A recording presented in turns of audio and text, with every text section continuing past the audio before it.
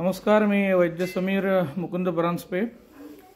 आज एक छोटासा विषय घेऊन येतोय, तो म्हणजे आता थंडी जी आहे ती थोडी कमी व्हायला लागली आणि दुपारच्या वेळेत का होईना पण गरम होतं आणि लोक जेव्हा गरम होतं तेव्हा फार त्याला थंड करावं म्हणून थंड पाणी, उसाचा रस, थंड सरबत, आईस्क्रीम असं घ्यायला लागलेत। अजून पूर्णतः थंडी गेलेली नाही, उलट जे गरम होत आहे त्या कालावधीमध्ये थंड गोष्टी टाळायला हव्यात। नाहीतर वसंत ऋतूच्या आगमनाच्या वेळेला जो एक सीझनल चेंज असतो त्या 15 दिवसाच्या किंवा महिन्याभराच्या कालावधीमध्ये लोकांना सर्दी, पडसं, खोकला, ताप असे अनेक विकार सुरू होतात आणि त्या विकारांना टाळायचं असेल तर एक गोष्ट करायला पाहिजे, ती म्हणजे थंड गोष्टींचा अवलंब करायला टाळायला पाहिजे।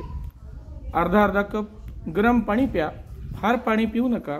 थंड गोष्टींचा, थंड फळांचा, रसांचा वापर टाळा, जेणेकरून सर्दी, पडसं, खोकला असे त्रास होणार नाहीत। धन्यवाद।